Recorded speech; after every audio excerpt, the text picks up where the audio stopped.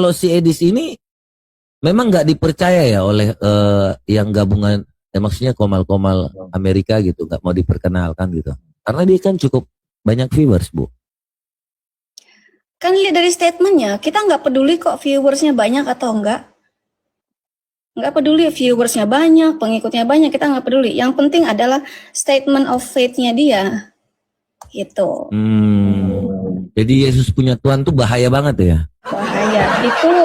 Itu sudah masuk ke Islam, dan banyak sekali statement of faith-nya dia itu mengarah kepada saksi Yehova. Bahkan ketika ditanya, kalau siapa sih kau yang tanya kan, saksi Yehova itu sesat atau enggak, kan dia nggak mau jawab. Ya saya yang bilang. Iya, kau yang bilang kan, kau yang tanya kan, saksi Yehova itu sesat atau enggak, dia nggak mau jawab kan. Ya itu dari pernyataannya dia. Pernyataannya dia mengatakan, jangan dengar kata orang. Saksi Yehova itu, jadi aku bilang saksi Yehova itu sesat karena dia penganjilannya dengan Injil yang berbeda. Galatia 1 ayat 8 tuh sudah dikatakan, jika seorang mengajarkan Injil yang berbeda, maka terkutuklah dia kan. Kemudian saksi Yehova tuh antikris juga bisa dikatakan, karena mengatakan Yesus itu bukan berasal dari Allah. Ya. Tahu nggak sih, kenapa banyak orang disarankan minum madu saat sahur dan berbuka? Karena madu bukan cuma manis, tapi juga jadi bahan bakar alami tubuh saat puasa. Organ pertama yang terbantu adalah lambung. Madu melapisi dinding lambung, bikin perut lebih tenang dan gak kaget setelah kosong seharian. Kedua, hati. Madu membantu proses detoks dan mengubah gula alami jadi energi stabil. Ketiga, otak. Glukosa alami dari madu bikin fokus lebih awet, gak gampang lemes saat puasa. Keempat, jantung dan darah. Madu bantu menjaga aliran energi supaya tubuh gak drop mendadak. Makanya, sahur dan berbuka pakai madu bukan cuma manis, tapi bikin puasa lebih kuat, stabil, dan nyaman. Educlay juga kasih solusinya di keranjang kuning. Tinggal cek madu asli sudah terverifikasi supaya puasanya lebih stabil dan sehat. Follow Educlay untuk fakta menarik tiap hari. Jam 8 itu paling santer, jam 9 saya sudah bangun. Betul. Saya buka Komal, tidak ada apologet yang bangun. Atau mereka sibuk. Mungkin mereka butuh ini. Betul. Kayaknya butuh ini. Karena begitu saya buka Komal pagi-pagi, saya cari, mana ini Komal? Ya, sekarang ini kok nggak ada yang buka. Oh, iya. Siap bang. Tadi pagi, kemarin begitu terus. Jadi gimana mau dakwah kita ini bagus? Sementara saya mau solo, jaringan nggak bagus. Gitu. Kita kalah sama Pak Bom. Nggak ada yang seperti Pak Bom. Bisa 12 jam, 13 jam sendirian. Iya, betul. Jadi ya teman-teman apologet, dan bukan juga hanya apologet, Dinda. Siapapun, netizen kan juga ikut begadang. Mereka juga ikut tepuk tangan, mereka juga ikut ribut, tertawa. Maka ini, mereka butuh ini. Suplai nutrisi untuk menjaga kesehatan. Ini ada madu dan murah. Saya agak kaget.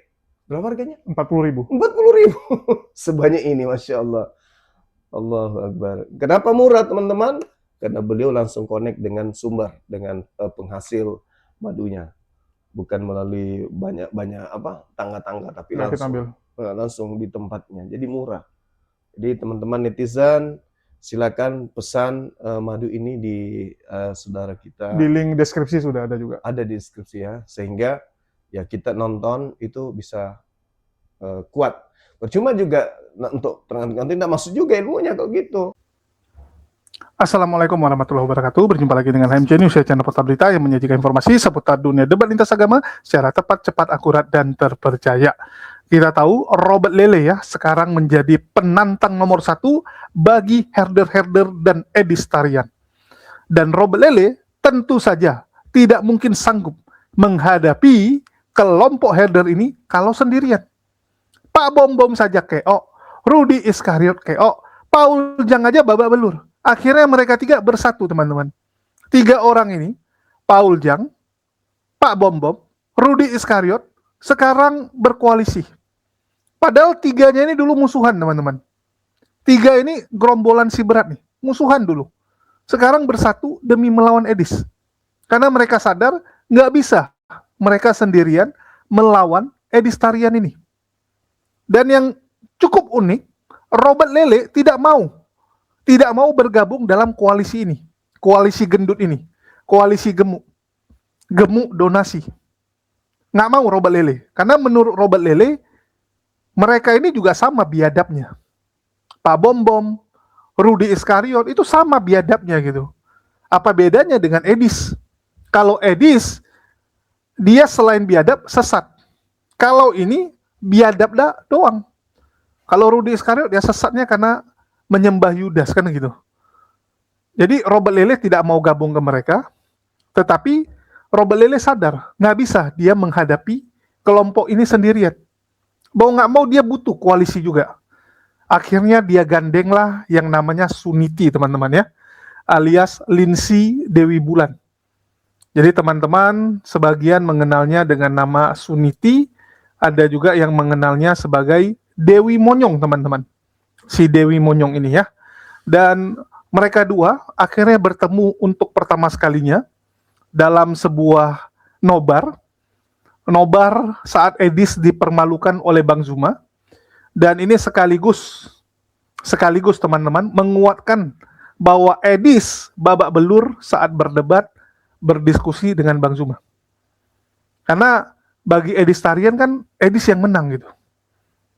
Bagi penyepong pemuja Edis, mereka akan mengatakan junjungan kami yang luar biasa, Bang Zuma nggak ada apa-apanya, Zuma KO dan sebagainya.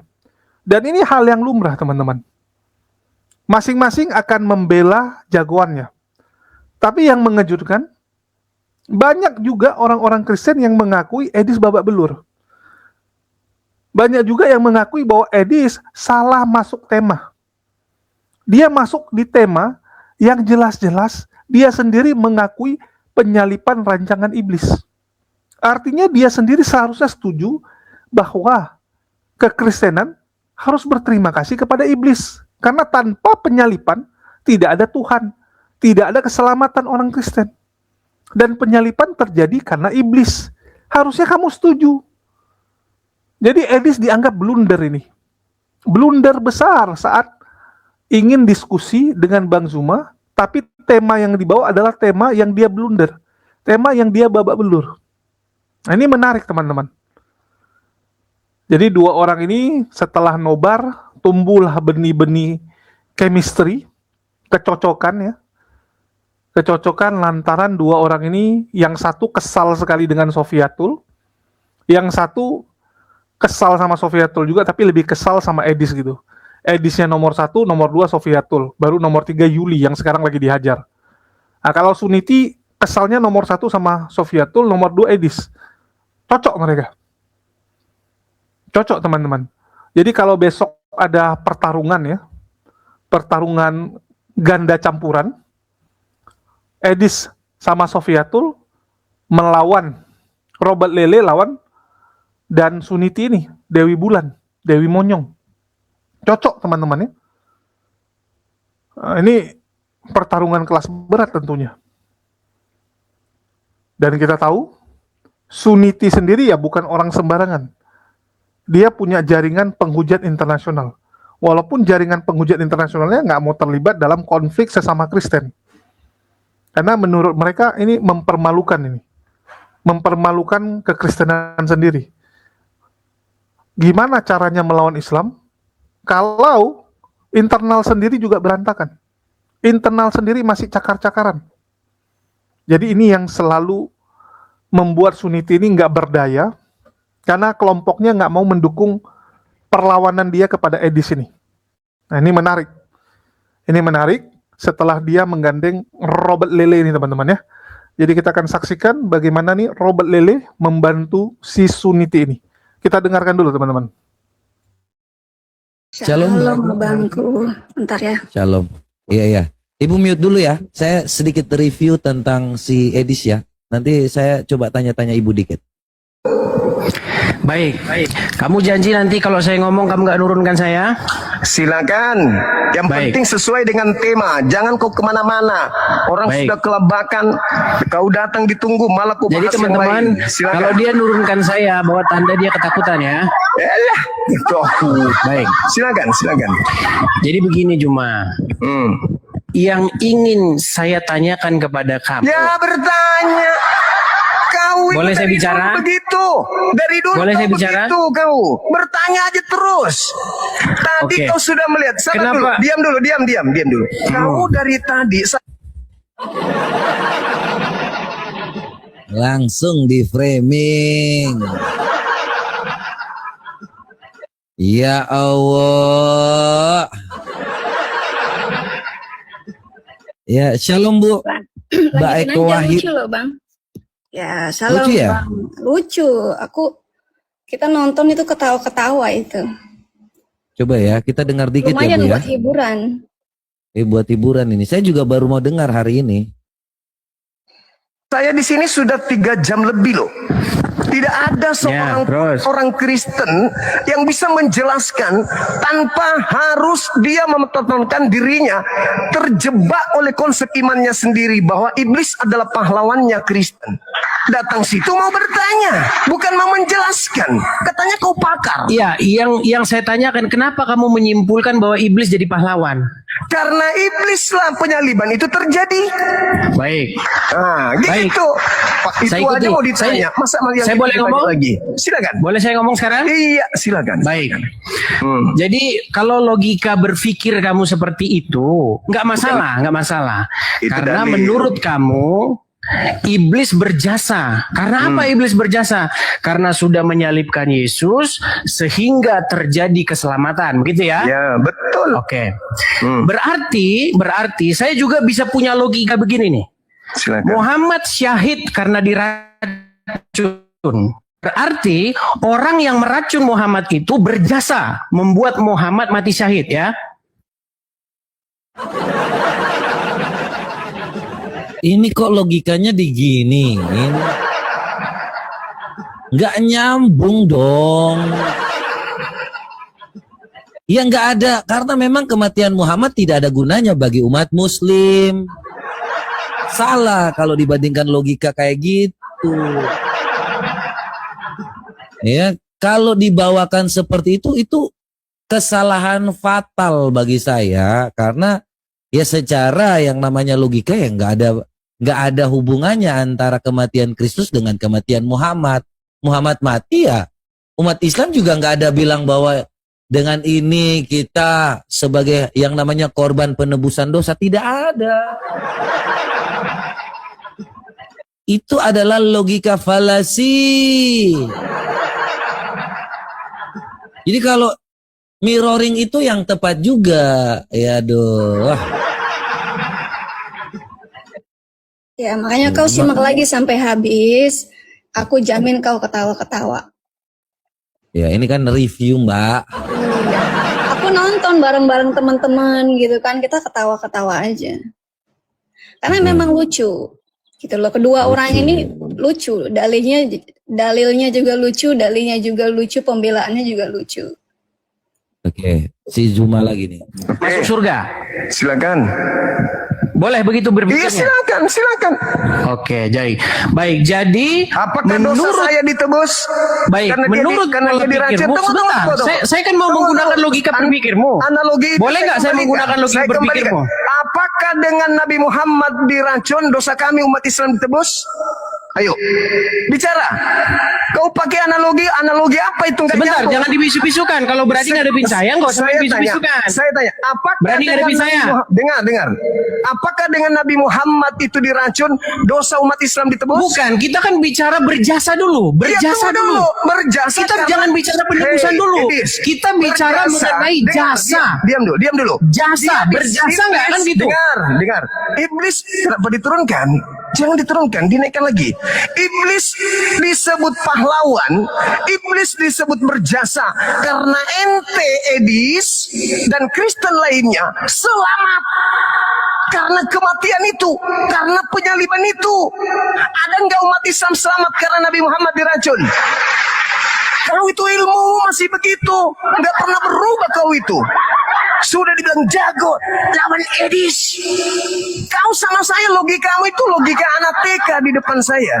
Beranalogi yang tidak nyambung. Kalau Nabi Muhammad diracun, akibat diracun dosa kami umat Islam ditebus, ya berarti berarti Zainab ini berjasa di dalam meracuni Nabi. Memang Sedikit ya, berarti Zuma mengakui nabinya diracun oleh Zainab. Jadi kalau kita dengar di sini ya memang seperti itu teman-teman. Tapi Edis juga bingung mau jawabnya dengan logika terbalik seperti ini juga berat. Masalahnya pernyataannya sudah jelas. Iblis menginginkan Yesus disalib. Aduh, dua-duanya kayaknya sama-sama blow on, ini sama-sama satpam, satu DO 2 kali nih. kau itu dari dulu, makanya kau kabur ke luar negeri karena kalau berdebat denganku, kau tidak pernah menang. Kau bisa menang kalau kau membahas Al-Quran, pretelin sesuai mukamu itu. Udah ada yang turunkan kan? Enak aja dia. Sila dia, iya nih, ada Edis. Kayak ku bilang sama kalian, saya dengan Edis dari tahun 2010. Tidak pernah dia menang lawan saya diskusi, nggak pernah. Dia itu merasa menang kalau dia bahas tentang Islam sesuai dengan tafsirannya dia sendiri. Tapi kalau dia bahas Bible, tidak ada itu. Edis itu nol. Saya katakan seluruh lawan diskusi saya yang paling bodoh pemahamannya tentang Bible inilah dia orangnya nih, si Edis ini.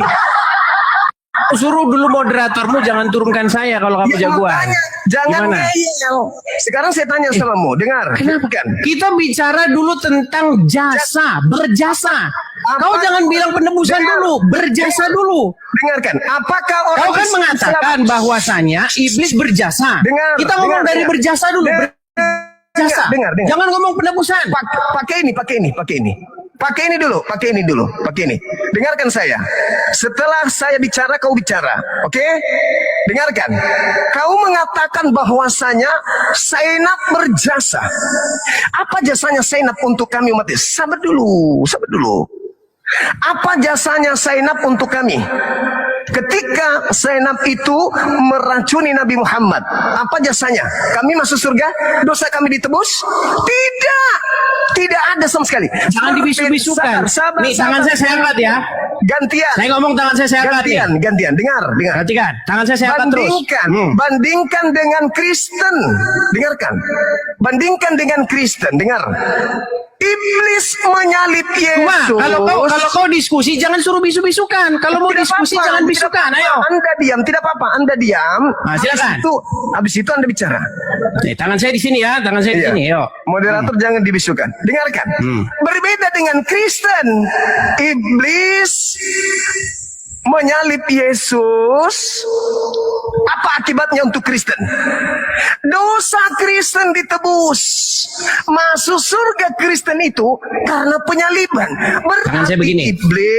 Berarti iblis adalah pahlawannya Kristen. Silakan. Sudah bisa saya bicara? Silakan. Baik, suruh moderatormu gak usah ketakutan sama saya. Jangan dibisukan. Makanya jangan nyerocos karena suaramu Baik. juga keras. Nah, silakan. Baik. Silakan. Jadi begini Juma. Kalau bicara kita satu-satu dulu. Tadi kan kamu ngomong masalah berjasa.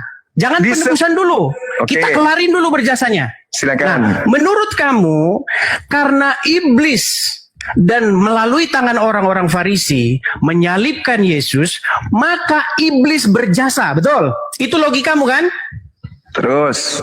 Baik, berarti saya pun akan menggunakan logikamu karena perempuan Yahudi yang meracun Muhammad membuat Muhammad mati syahid masuk surga, berarti menurut logikamu maka perempuan yang menyalib Muhammad yang membuat Muhammad mati syahid masuk surga itu berjasa dia juga berjasa karena melalui tangan dialah keselamatan Muhammad masuk surga terjadi. Makanya saya bilang logikamu udah nggak waras. Kemudian yang kedua. Satu dulu. Oh, silakan. Silakan. Yang tidak waras itu ente. Kalau Nabi Muhammad masuk surga karena dia diracun, berarti Yesus masuk surga karena disalib. Ini Bisa kita saya jawab? berbicara, tunggu dulu.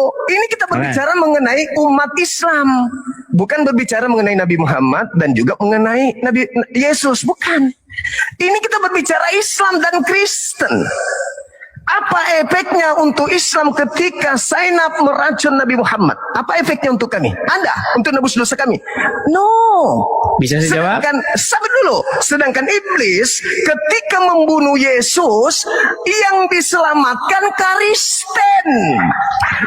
Kristen yang dosa-dosanya ditebus dengan darah Yesus. Sedangkan Nabi Muhammad tidak ditebus umatnya karena dia diracun. Analogimu nggak nyambung.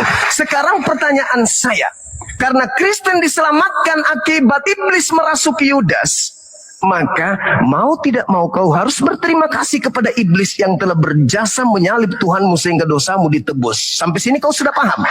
Baik. Nah, silakan. Baik, saya tanggapi. Silakan. Jadi pertama Juma, saya membuat logikamu itu yang tadi yang pertama karena kamu berpikir demikian. Karena menurut kamu iblis melalui tangan orang-orang Farisi menyalibkan Yesus dan terjadi keselamatan, maka iblis berjasa. Itu logikamu. Nah, saya balikan logikamu yang salah itu kepada agamamu sendiri. Berarti perempuan Yahudi yang telah meracun Nabi dan karena hal tersebut Nabi syahid masuk surga, maka menurut pola pikirmu, maka perempuan Yahudi yang meracun Muhammad tersebut berjasa membuat Muhammad masuk surga. Logikanya harusnya bukan seperti itu. Logikanya salah, Juma.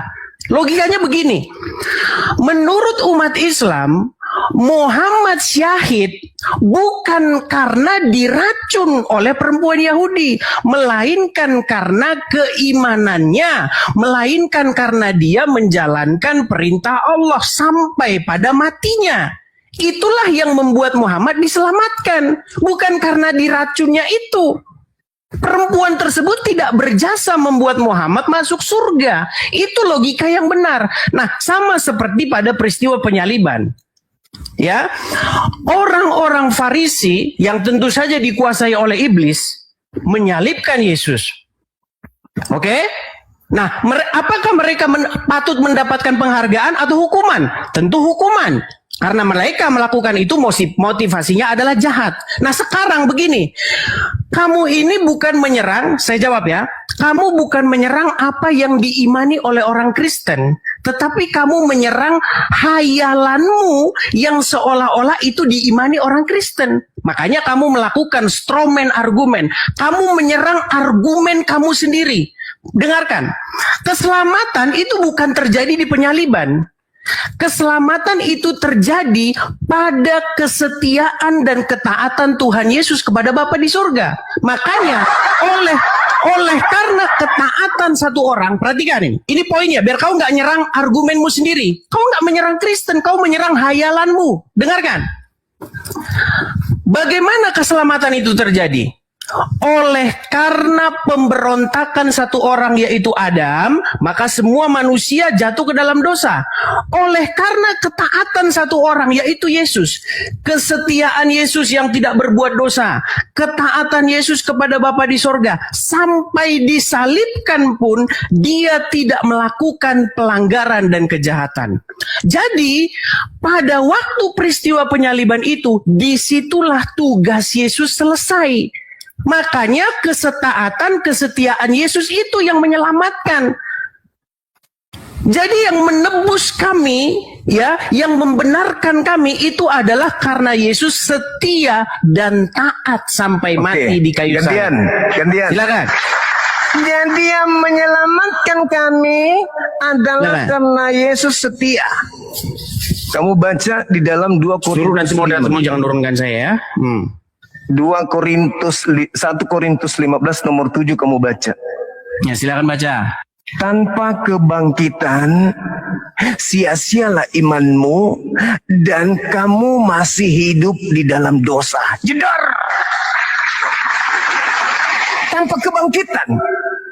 Berarti tanpa penyaliban tidak mungkin bangkit tanpa disalib.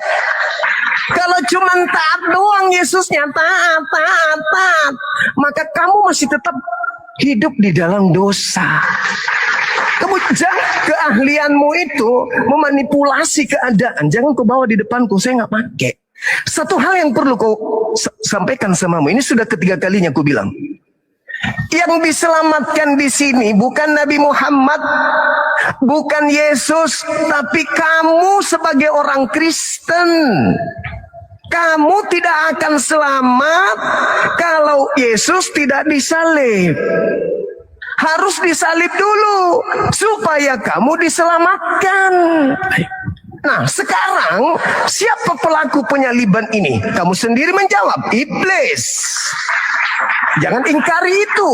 Iblis yang menyebabkan penyaliban terjadi. Dengan kata lain, iblis berjasa atas keselamatan kalian.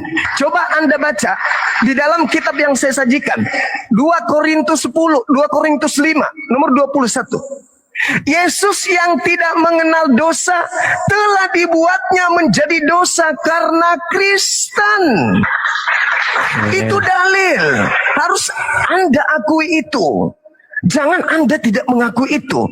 Tanpa iblis, dosa Kristen tidak ditebuskan. Ingat, kamu sendiri mengakui dan viral bahwa rekayasa iblislah sehingga penyaliban itu terjadi. Apa akibatnya? Pertumpahan darah. Setelah penumpahan darah, Kristen diselamatkan. Nah, maukah Anda mengatakan bahwa tanpa penyaliban orang Kristen bisa selamat? Baik. Kasih Saya jawab dalil. ya. Kasih dalil, Baik. silakan. Baik, terima kasih. Jadi kalau mau diskusi yang bagus cuma. Selama diskusi dan Jangan objeknya bagus. ajarkan saya, jangan ajarkan saya. Nah, tadi kan kamu Jangan udah ngomong, ajarkan saya boleh ngomong? Ya silakan. Dewasa dikit lah. Ya, kita tidak ajarin usah kau mereka. ajarkan saya karena diskusi dari tadi bagus. Ngapain Baik. kau lagi? Kenapa moderatormu tadi nuruni saya? Lah, enggak tahu. Kenapa tanya saya? Ya makanya ajarin dulu, jangan ketakutan. Baik. Karena kamu pada saat Jadi saya ngomong kau boleh jangan saya sekarang ngomong. bicara? Ya, silakan. Saya sekarang Makanya udah boleh bicara? Jangan bikin gerakan tambahan, diskusi aja. Baik. Diskusi aja. Baik, dia ketakutan dia. Baik.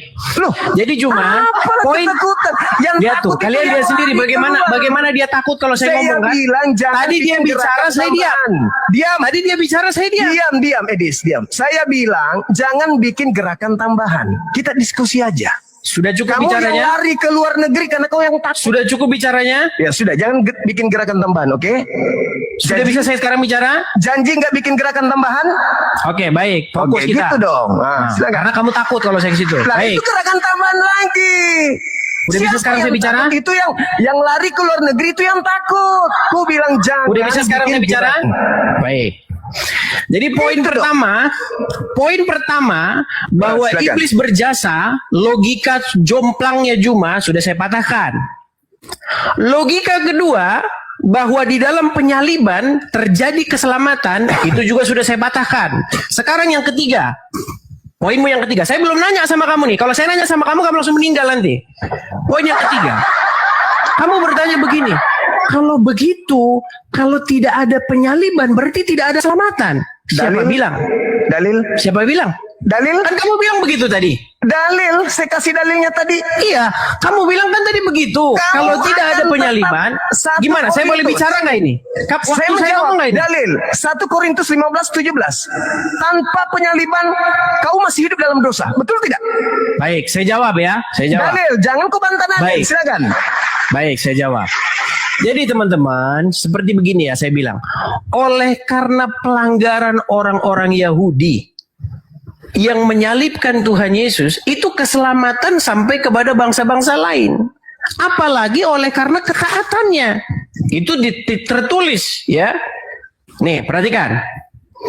Dikatakan di sini ya, sebentar saya bukakan agak lemot, sabar.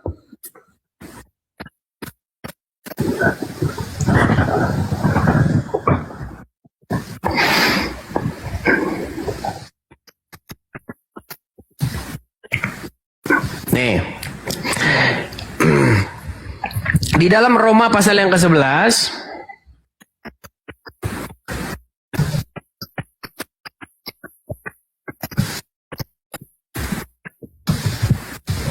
Di sini dikatakan begini ya.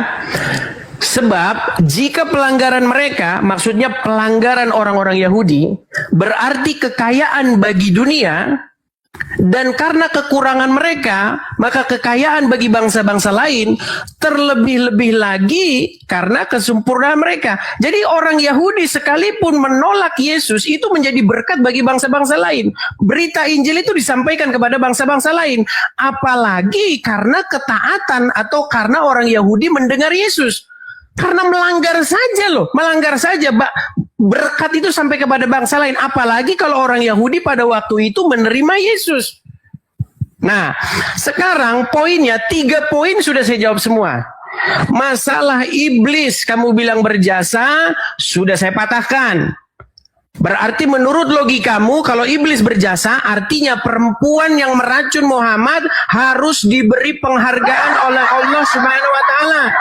Karena apa? Karena telah meracun Muhammad. Karena Muhammad diracun dan dibunuh oleh perempuan Yahudi, Muhammad syahid masuk surga. Itu logikamu. Padahal di dalam kekristenan maupun di dalam Islam bukan begitu logikanya.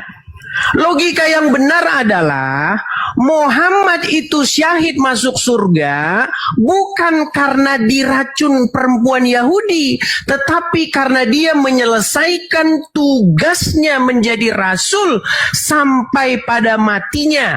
Itu logika yang benar, sama seperti logika di dalam kekristenan.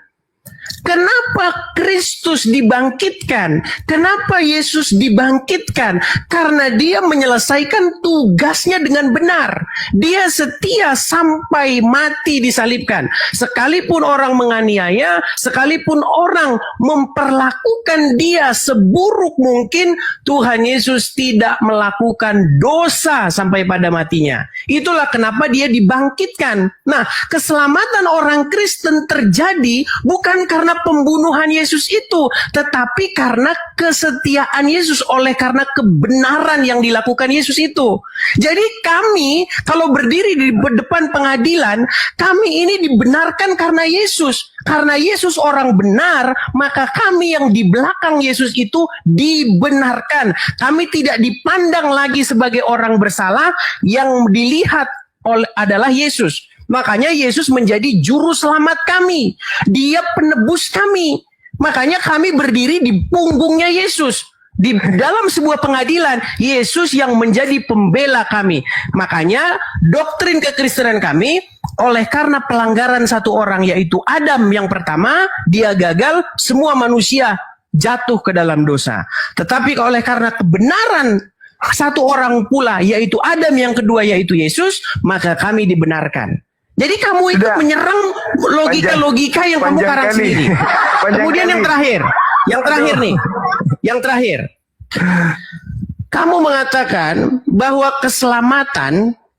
keselamatan orang Kristen itu juga karena pertobatan, karena melakukan perbuatan baik dan lain sebagainya. Itu betul, karena barang siapa yang sudah ditebus oleh Yesus itu menjadi milik Yesus. Nah, orang yang menjadi milik Yesus, orang yang menjadi kepunyaan Yesus, itu melakukan apa yang Yesus suruh. Berkhotbah. Gitu. Nah, itu kekristenan. Saya belum bertanya sama kamu ya. Saya belum bertanya sama kamu. Nanti kalau saya bertanya sama kamu, kamu meninggal di tempat kamu. Nah, silakan. Silakan kau bertanya sekarang kalau gitu. Udah clear ya? Iya, Udah clear. Kau bertanya. Ya, sekarang sudah clear. Silakan. Baik, pertanyaan saya begini. Silakan. Menurut Al-Quran, apakah orang yang beriman itu bisa dipengaruhi atau dikuasai oleh setan? Ya, ini tema. Lah, Jangan kamu tunggu dulu. Jangan kau pakai ilmu yang kau sudah pelajari 2 hari 3 hari ini untuk nyerang. Ini tema. Kalau kau orang pintar, kau orang cerdas. ini kan udah kelar temanya, sudah kelar ini temanya. Ini belum. Oh, apa yang belum kelar? Apa yang belum clear? Coba apa yang belum clear? Ini tema. Belum kelar ini tema. Enggak, yang belum clear bagian mana? Hanya Ini memang kalau pertanyaan seperti ini nggak masuk tema. Pertanyaan tuh seharusnya, apakah kau percaya bahwa Yesus itu mati, bangkit, dan terangkat ke surga? Gitu kan? Itu baru cocok dengan temanya karena Suma sudah memakai Alkitab untuk dalilnya. Itu baru nyambung. Kalau yang gue lihat Ngomong. ini, Bang, Oh, dia silakan. mencoba, Edis kan mencoba mempertahankan statement-statement sebelumnya. Tetapi ternyata statement-statement sebelumnya itu dipakai oleh Bikin Zuma blunder. untuk menyerang dia sendiri, jadi blunder. Gitu. Makanya larinya lah ke kesetiaan, karena Yesus tidak berdosa, makanya Yesus dibangkitkan. Nah, itu kan jadi blunder sendiri.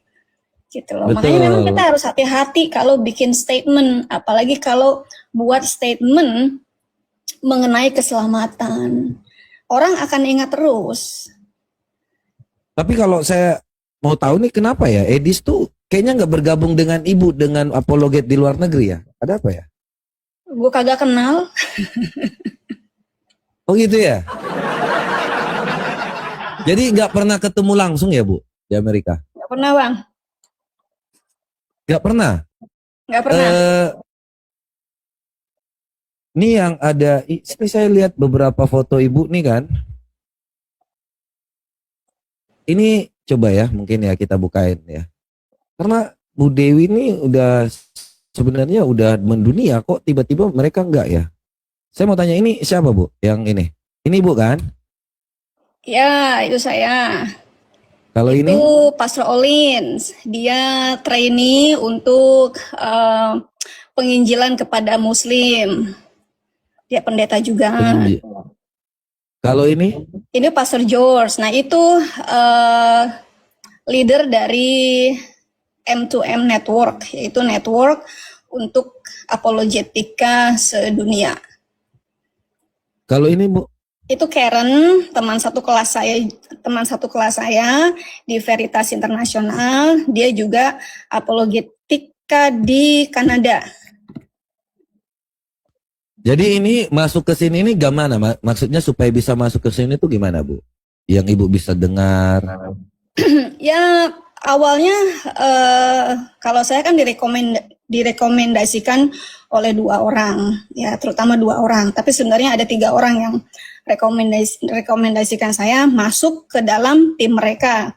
Nah, kalau begitu masuk itu nggak langsung nggak langsung bisa bergabung ya. Tapi dilihat dulu kerjanya, statement of faith-nya gimana. Karena kan saya juga sering dites kan. Gimana menurut kamu mengenai statement ini? Misalnya dari Alkitab gitu kan. Ya, saya jawab. Terus bagaimana menurut kamu ini? Jadi ada pelan-pelan itu diuji statement of faith-nya sampai di mana. Gitu. Lalu ditanya, gerejanya di mana? Nah, kebetulan gereja saya kan sekarang ini gereja Baptis. Nah, ketika saya gabung dengan mereka, saya sudah ada di gereja Baptis. Nah, kebetulan gereja Baptisnya itu sama dengan gereja mereka, yaitu Kalvari Baptis. Ya udah klop. Gitu. Lalu mereka menghubungi pendeta saya, pendeta muda saya, atau yang ada di atas saya, kan. Klop, memang saya ada di situ, dan saya aktif. Nah, lalu dilihatlah keaktifan saya di dalam penginjilan ke Muslim ya, kayak tahun kemarin tuh ke Dearborn, ke Michigan, lalu saya penginjilan juga di California bareng dengan mereka, lalu penginjilan juga di Eropa bareng dengan mereka. Nah, jadi nggak bisa otomatis Bang, mereka melihat dulu cara kerja kita. Yang ini ya? Jadi ini tergabung dari We Are Murtadin nih. Jadi baptisan gitu ya, Bu ya? Banyak di Kalau sini. saya nggak cari duit buat baptisan Bang, kita mendanai. Nah, itu dengan Wisama Dakdok ya, itu dengan Wisama Dakdok yang sudah seperti saudara saya sendiri. Gitu. Jadi rumah dia sudah seperti rumah saya sudah seperti rumah dia. Dia bisa datang ke rumah saya kapanpun, saya pun datang ke rumah dia kapanpun. Jadi udah sangat kenal ya. Maksudnya kenapa? Gini Bu, kan kita punya apologet dari Indonesia nih, yang ada di sana. Contohnya kayak si Lani, Sofiatul kan, terus ada Edis. Apakah pernah diminta untuk rekomendasikan gitu Bu? Pertama, saya nggak kenal. Bagaimana saya bisa merekomendasikan orang yang tidak kenal? Yang kedua, statement of faith-nya Edis kan ngawur. Bagaimana saya bisa merekomendasikan seseorang yang mengatakan kalau penyaliban adalah karya iblis? Itu sudah pasti ditolak. Itu Bang. Kalau Sofiatul pernah nggak? Maksudnya mereka pernah nggak menghubungi Ibu? Mereka pernah menghubungi saya, tapi karena memang saya nggak kenal ya mau diapain lagi? Kan dia waktu kami masih di Zoom nih, nongkrong-nongkrong di Zoom ya. Saya kan sering masuk ganti-ganti nama, pakai nama yang aneh-aneh lah gitu kan. Ya supaya tidak dikenali gitu. Nah, dia pernah buat statement seperti ini. Ada salah satu orang dari Zoom yang dia juga seorang pengacara juga, lalu mengatakan, ya kita semua teman-teman ya di sini. Lalu Sofiatul mengatakan, kalian itu bukan teman-teman saya nggak kenal sama kalian dan saya nggak mau kenalan sama kalian. Gitu kan. Kalian tuh cuma tahu saya di lewat Zoom ini aja. Kalian bukan teman saya, bukan kita nggak pernah ngopi-ngopi. Pokoknya intinya dia tidak mau kenal dengan siapapun yang ada di Zoom. Saya pas ada di situ dan saya camkan itu statement dia. Gitu. Jadi, ini kapan? Maksudnya di Zoom tahun Indonesia 2021. Apa? Tahun 2021. 2022 nggak lama setelah suami saya meninggal. Nah, ini Sofiatul di mana? Maksudnya ini Zoom-nya di mana? Antar negara atau antar Zoom saya, satu negara gitu? Zoom 24 jam. Kan saya ada Zoom 24 jam, tempat teman-teman pada nongkrong. Dulu belum ada TikTok, dulu TikTok belum rame Bang. Jadi waktu itu kan koronces kan, jadi semuanya kan cari-cari yang kayak gitu semua, kan. Iya. Saya sediakan itu Zoom 24 jam, mau nongkrong, mau ngopi-ngopi, mau ngapain ya, daripada gereja tutup kan. Komunikasi tutup, nggak boleh kemana-mana, ya udah jadi saya buka Zoom 24 jam untuk teman-teman bisa komunikasi meskipun dalam keadaan koronce gitu. Di situ dia nongkrong di situ. Jadi itu banyak ya, maksudnya dari seluruh negara juga ya, maksudnya nongkrong cuma di situ. Orang Indonesia aja. Kalau yang untuk internasional kita Zoom-nya beda, bukan Zoom saya. Itu loh Zoom-nya beda. Jadi dia statementnya seperti itu, Ibu ingat bahwa kalau ini saya ingat itu statement dia nggak mau kenalan dengan siapapun yang ada di Zoom itu dan menganggap kalau kami itu bukan teman dia. Nah, sementara saya di dalam Zoom itu saya sudah menganggap seperti keluarga dalam Kristus. Gitu kan, kalian keluarga saya meskipun kita nggak saudara, tetapi kita satu dalam Kristus, keluarga. Kalian selalu saya doakan dan saya berterima kasih juga kalau kalian doakan saya, jadi kita saling mendoakan. Gitu. Tapi Ibu tidak didoakan gitu karena Ibu merasa tersindir. Jadi itu karena itu Ibu tidak mengenal dia. Pernah nggak sih waktu itu jadi kalau selain apologet yang ada di Amerika ini siapa aja Bu? Maksudnya yang dari Amerika lah, yang Ibu kenal. Hampir semua ya saya kenal. Kalau yang dari Indonesia ke Amerika Bu? Kayaknya cuma saya doang deh. Yang gabung sama mereka tuh hanya Ibu saja? Kayaknya cuma saya doang deh ya. Kalau Sofiatul pernah menghubungi Ibu? Pernah. Ya dia mencoba ingin gabung kan. Waktu itu kita kan mau mendatangkan Hatun Tash dari UK ke Amerika. Nah, Sofiatul yang menawarkan, tiketnya kita bayarin Bu, nggak apa-apa kalau si Hatun kita bayarin tiketnya. Ya mungkin dia pikir kita kekurangan dana gitu ya. Nah pas harinya ya Hatun Tash sudah di Amerika, sudah bersama-sama dengan kami. Terus Sofiatul pernah WA saya, Bu gimana jadi nggak mendatangkan Hatun Tash? Kita udah siapkan dananya. Ya aku bilang, Hatun sudah bersama kami. Udah, titik. Terus ya karena kesibukan, karena saya ngurusin konferensi, ya saya nggak baca WA terlalu detail lah, baca Bu, kalau nggak penting ya udah, kan menurut saya ya nggak penting lah permintaannya, ya udah gitu sampai harinya. Nah pernah juga mau ke sini, oh kami akan ke Florida, saya bilang oke. Kami bisa ketemuan nggak Bu di Daytona? Daytona itu sekitar 3 jam dari rumah saya. Aku bilang kejauhan, di Palm Beach aja. Nah, dia nggak jawab tuh, sama sekali nggak jawab. Karena aku bilang di Palm Beach aja, karena kan dekat kan ke Palm Beach. Dia nggak jawab. Nah, pas harinya dia katanya di sini di Palm Beach area, saya kena COVID. Nah, ketika saya kena COVID, kena koronce, ya udah saya nggak nyalain HP, saya baca tapi nggak jawab, nggak komunikasi lah sama sekali. Gitu. Itu kan 2 minggu kena koronce tuh.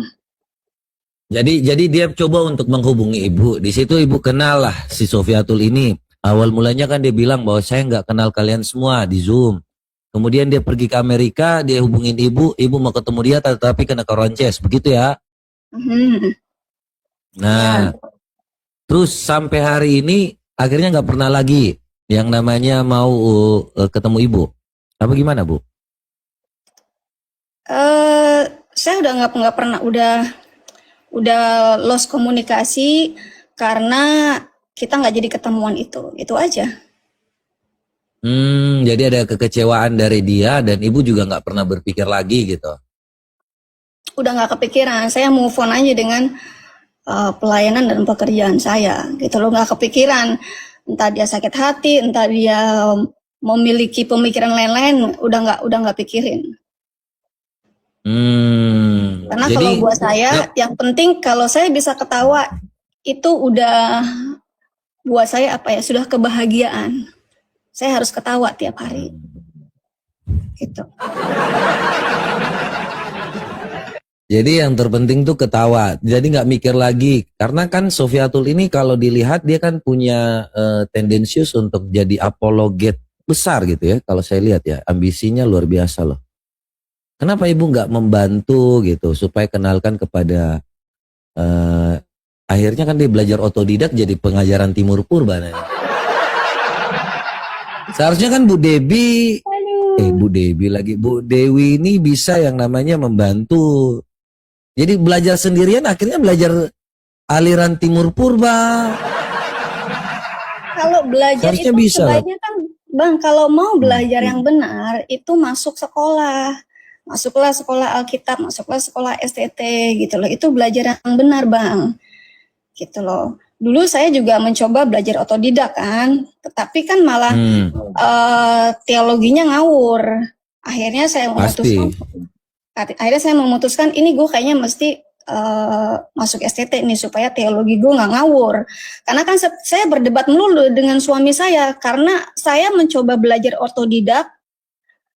Jadi saya debat melulu sama suami saya. Akhirnya suami saya bilang, kamu mendingan masuk STT inilah. Nah, waktu itu saya dimasukin ke sebuah STT yang teologinya teologi kemakmuran, gitu kan. Lalu setelah suami saya meninggal, suami saya sakit, itu kan saya akhirnya terputus tuh karena harus merawat suami. Terus suami meninggal, saya terputus tuh sekolah. Nah, setelah saya masuk ke baptis, saya pelajari kembali, saya baru ini kayaknya teologi gue yang gue masukin nih, STT gue nih rada-rada kok melenceng gitu loh, nggak pernah ngajarin mengenai doktrin utama yaitu Trinitas. Doktrin utama mengenai keutuhanan yang diajarkan itu ya mengenai berkat itu aja, menggunakan firman Tuhan untuk berkat, menggunakan firman Tuhan untuk berkat. Jadi ya saya memutuskan untuk berhenti. Ya kan? Nah, waktu saya mau transfer nilai nih, mau transfer SKS, ternyata jauh lebih mahal daripada saya mengulang kembali. Hampir 3 kali lipat lebih mahal kalau transfer. karena itu sudah beda denominasi. Jadi kan dari full gospel ke baptis, beda denominasi. Nah, itu ternyata chargingnya tuh di situ karena beda denominasi. Ya mau nggak mau saya ngulang lagi. Barulah setelah saya ngulang lagi, ngerti apa itu Tritunggal, apa itu keilahian Yesus, ngerti apa itu Kristologi. Lalu mengenai sejarah bapak-bapak gereja, saya baru ngerti. Ya meskipun saya nggak ngambil mision ya, dulu kan saya ngambilnya misionaris. Sekarang saya ngambilnya itu apologetika dan polemika, tapi fokusnya ke polemika, gitu Bang. Jadi kalau teologinya udah ngawur, ya saya nggak bisa bantu. Harus benerin dulu teologinya, gitu loh Bang. Jadi ini saya ini pernah dapat statement dari Sofia Atul ya, bahwa dia tuh menyuruh saya untuk kamu sekolah nggak S3, kamu sekolah nggak? Saya bilang saya nggak sekolah. Terus dia bilang makanya kamu sekolah di Harvard. Benar nggak sih di sekolah di Harvard? Enggak, aduh, sekolah di Harvard mana sih? Maksudnya dia belajar dari seorang yang sekolahnya di Harvard. Itu kalau nggak salah dokter siapa itu yang salah satu penterjemah LHI juga. Maksudnya gitu Bang. Maksudnya kau mesti belajar sama dokter yang sekolahnya di Harvard, gitu maksudnya. Oh, jadi dia hanya punya guru dari orang yang sekolah. Buku, belajar dari buku. Buku yang itu ya, yang edisi studi ya. Ada yang edisi studi itu. Ada juga. Ini dari sini nih Bang.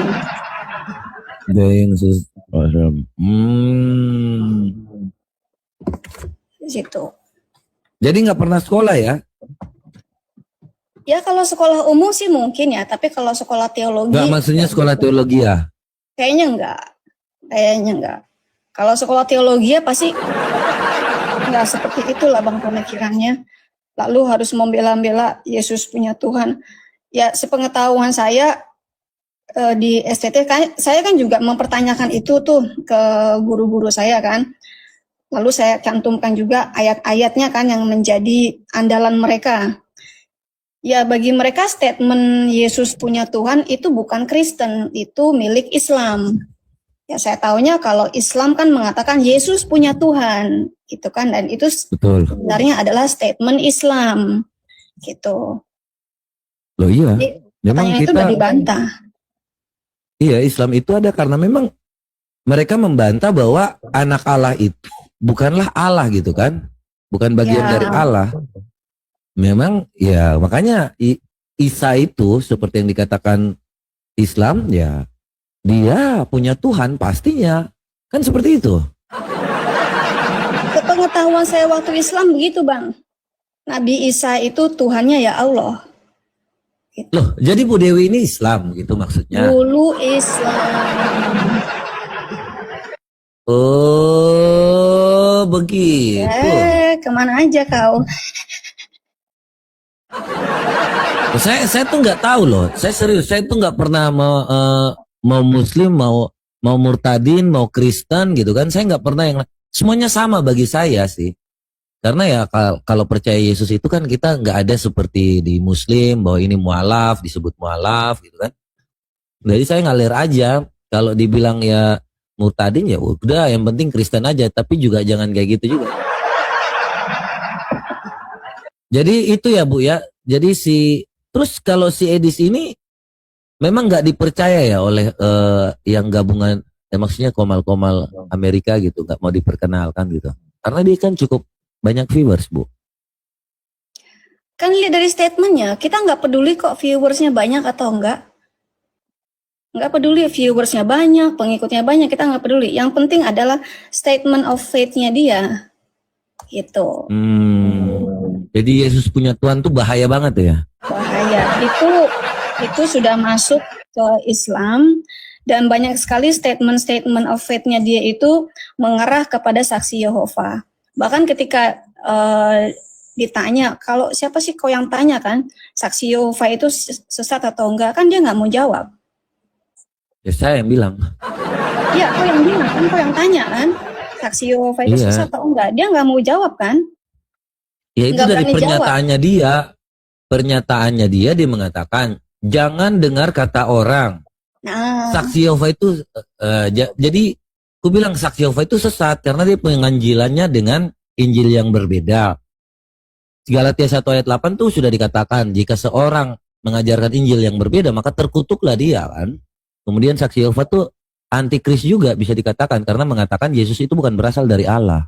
ya, Itu kan makanya memang kalau Edis ini sebenarnya bisa diterima kalau seandainya dia bukan pemahamannya yang salah gitu. ya kalau pemahamannya benar, kalau statement of faith-nya benar, bisa Bang. Tetapi karena statement of faith-nya udah salah, udah nggak bisa diterima. Nah ini Alkitab Allah Tunggal nih Bang. Holy Scriptures. Itu apa? Saksi Yehova kan? Saksi Yehova. Your word. Ya, saksi Yehova. Oh, iya. Nah ini sedang Jadi- saya pelajarin nih Bang. Ini sedang saya pelajarin nih. Karena kan saya awam ya mengenai saksi Yehova. Tetapi saya di dalam kristologi dan ajaran-ajaran bidat itu diajarkan perbedaan-perbedaan yang mencolok antara SSY, Jehovah Witness, dan Christian, antara Mormon. Jadi itu aja perbedaan-perbedaan yang mencolok saja, Iya. tidak sampai mendetail. Nah saya mau cari tahu secara detail ini isinya apa, gitu loh Bang. Buku-bukunya saya sudah beli, buku-buku saksi Yehova, buku panduannya saya sudah beli, tinggal saya pelajari. Gitu, Mau jadi Bang. saksi Yehova gitu. Di sini banyak saksi Yehova Bang, bertebaran di mana-mana. Islamnya jarang. Saya kalau Tapi- mau menginjili Islam harus ke state lain. Tapi gini loh. Saya tuh heran ya, Edis. Ini pertanyaan saya yang memang awalnya tuh saya langsung Pertanyaannya gini, Edis mengatakan 13 tahun belajar Islam. Tetapi ketika waktu ditanya, Edis, saksi Yehova itu sesat atau enggak? Dia mengatakan begini, saya enggak pernah belajar. Soalnya saya enggak pernah belajar saksi Yehova. Masuk akal enggak sih kalau orang 13 tahun belajar Muslim Ya, tapi enggak tahu tentang saksi Yehova sama sekali itu? Kalau Menurut orang mengaku dia sudah belajar 13 tahun dalam Islam, ya, dia akan mengerti itu ilmu makrifat. Dia akan mengerti itu ilmu-ilmu fikih. Dia akan bisa baca Quran dan mengerti terjemahannya. 13 tahun, Bang. Ya. Karena teman saya baru 3 tahun belajar Quran, Bang.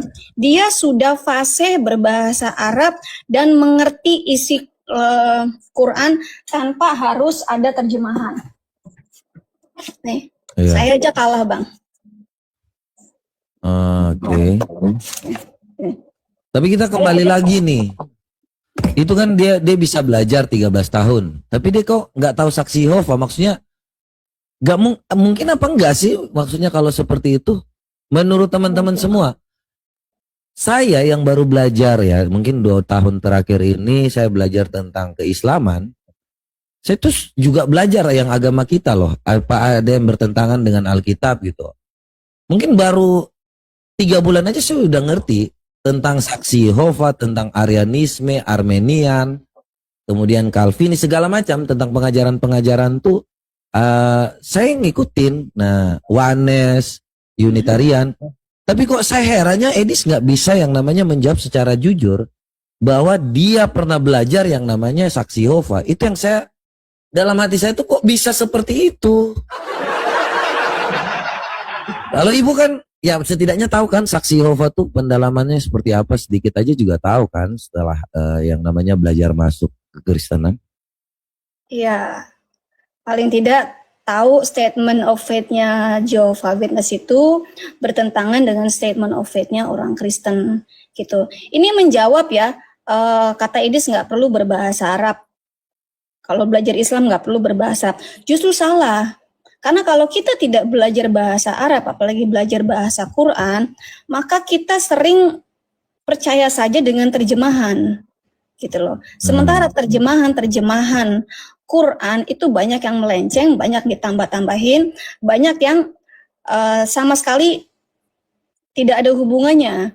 Dan kalau memang benar-benar mempelajari Quran, ini Quran yang mana? Islam yang mana yang dipelajari? Karena Quran sendiri itu kan, ini kan Hafs ya, terjemahan Hafs. Ada Kolun, ya, ada terjemahan yang lainnya lagi, ada Wars juga. Yang lainnya juga, Wars juga. Nah, itu kita bisa lihat perbedaannya dari Al-Fatihah saja, itu sudah ada perbedaan kata di situ. Nah, itu dia pelajari nggak di situ? Kalau mempelajari Islam selama 13 tahun. Ya, mempelajari Islam itu tidak lepas dari mempelajari bahasanya. Kayak misalnya nih, saya mau mempelajari Saksi Yehova. Saya harus tahu dulu language-nya Saksi Yehova itu seperti apa. Bagaimana dia membawakan, bagaimana menggunakan ayat-ayat Saksi Yehova ini untuk meyakinkan orang-orang Kristen awam. Gitu kan, orang-orang Kristen awam ini gimana? Puji Tuhan sekarang sudah banyak buku-buku mengenai exposing Saksi Yehova. Sudah banyak. Robert Lele dan juga yang namanya Dewi Monyong terbentuk, teman-teman. Yang pertama, mereka sama-sama punya musuh yang sama, Edis dan Sofiatul tentunya. Terus yang kedua, mereka juga muak melihat Polycarpus yang memanfaatkan kekristenan untuk mencari uang. Itulah kenapa kelompok ini juga nggak cocok dengan beberapa Polycarpus. Apalagi kalau kita bicara Robert Lele ya, begitu muak dia melihat Rudi Iskariot, Pak Bom dan sebagainya. Tapi Dewi Monyong ini masih bodoh, masih tolol. Dia mengatakan bahwa kelompok mereka mendanai, bukan malah mencari uang dari TikTok, bukan malah memanfaatkan oten-oten untuk mencari duit. Tapi temannya, Pak Bom itu sama. Pak Bom Rudi Iskariot yang satu panggung sama dia, itu adalah orang yang mencari keuntungan dari kebodohan oten-oten. Bahkan kalau bisa oten-otennya bodoh terus. Itulah dia sebut pengikut mereka sang begoders. Para begoders, kan begitu. Jadi ini cukup unik. Semoga Lindsay alias Suniti ini tersadarkan ya. Jadi kalau kita lihat, kita harus mengakui yang namanya Dewi Monyong itu masuk ke kategori Polycarpus yang punya dendam kepada Islam, yang punya kebencian kepada Islam, yang memang muncul untuk menghujat Islam, bukan karena motivasi uang. Beda dengan Pak Bom, Rudi Iskariot dan sebagainya. Beda teman-teman ya. Jadi kalian harus tahu dulu bahwa oten itu terbagi 3 golongan. Golongan yang memang membela iman, contohnya Muri Wali, Deki Ngadas, bahkan Andre Tungtung, itu saya kategorikan membela iman, walaupun kadang-kadang offset. Louis Prasetyo, ya mereka membela iman teman-teman. Baru yang kedua, sekali lagi ya saya pertegas, golongan oten kedua adalah oten yang punya dendam kepada Islam, karena mungkin sentimen masa lalu, dendam masa lalu, dan sebagainya. Ada trauma, sama kayak yang namanya Sofiatul, yang namanya Tamparagi, ya, Paul Jang, itu motivasi aslinya adalah menghujat Islam karena dendam. Uang, nomor 2, nomor 3, nomor sekian. Motivasi utama mereka hujat. Baru oten-oten yang memang murni nyari uang. Mereka sebenarnya nggak ada masalah dengan Islam. Mereka bisa duduk dengan umat muslim. Mereka bisa ketawa-ketawa dengan umat muslim. Karena memang motivasinya uang. Yang diincar uangnya aja. Itulah Pak Bom, Rudi Iskariot, dan sebagainya. Jadi memang beda golongannya. Nah kita lihat nih. Kemana Robert Lele nantinya?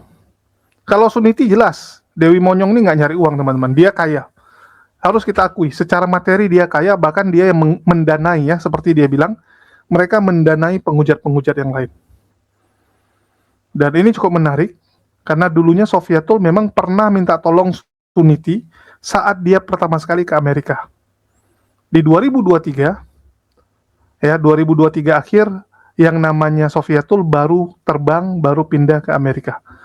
Dan biasalah, namanya orang baru tiba di negeri orang lain, pasti dia akan nyari siapa kira-kira yang bisa nolong dia kalau ada apa-apa dan sebagainya. Dan ini yang terjadi, teman-teman. Ditolak oleh Dewi Monyong. Dengan alasan waktu kamu di Jum juga kamu sombong. Begitu kamu sampai Amerika, aku balas. Dan dari situlah Sofyatul dendam. Ya, dendam dengan yang namanya Dewi Monyong. Dan sekarang yang terjadi kepada mereka, ya baku hantam, baku ribut. Oke, mungkin itu aja yang bisa saya sampaikan. Terima kasih nih buat teman-teman yang sudah nyimak, udah menonton. Dan sekali lagi ya, supaya makin seru nonton Polikardus baku hantam, baku ributnya, jangan lupa dibeli Maudi Madunya, teman-teman. Jangan lupa di check out. Link pembelian sudah saya taruh di deskripsi. Jadi jangan ada yang alasan, Bang, belinya di mana? Saya lihat masih banyak di komen-komen itu nulis, cemana cara belinya. Link pembelian sudah ada. Nomor WA juga sudah ada, teman-teman. Jadi saya masih bingung kalau ada yang nanya, gimana cara belinya lagi? Kalau nggak bisa Tokopedia dan Shopee, nggak pandai, gaptek, dan sebagainya, bisa lewat WA, teman-teman. Dan kita juga mengirim sampai luar negeri. Sudah berapa banyak orang di Singapura, Malaysia, Hong Kong, Taiwan yang beli sama kami. 4 negara ini ya, negara lain belum sih, cuma 4 ini yang ada beli. Dan jumlahnya tuh banyak. Dan kita juga nyumbangin kok. Nyumbangin untuk Jumat Berkah, untuk orang-orang yang kekurangan ya. Walaupun ada beberapa yang ya bisa dibilang nyinyirin lah. Ada beberapa oten yang nyinyirin, wah yang disumbangin barang jualan lu. Lah apa salahnya gitu? Apa salahnya kita menyumbangkan barang jualan kita? Yang nggak boleh itu kita naikin harga suka-suka. Oh karena ini sumbangan, harga kita naikin. Ini enggak kok, harga kita samain. Bahkan saya harus keluar biaya untuk ngantar. Halo? Dan saya juga kadang ikut nyumbang. Jadi kalau teman-teman nyumbang, saya ikutan nyumbang juga. Supaya dapat berkatnya juga kan. Supaya dapat pahalanya juga. Gimana sih? Oke, mungkin itu aja yang bisa saya sampaikan di sini. Makasih buat teman-teman semua yang udah nyimak, udah mendukung channel ini selalu. Dan nantikan konten-konten kita berikutnya dengan cara mengaktifkan lonceng ya, supaya nggak ketinggalan berita terbaru seputar dunia diskusi lintas iman. Makasih buat semuanya. Di akhir kata saya ucapkan wassalamualaikum warahmatullahi wabarakatuh. Sampai jumpa di lain kesempatan.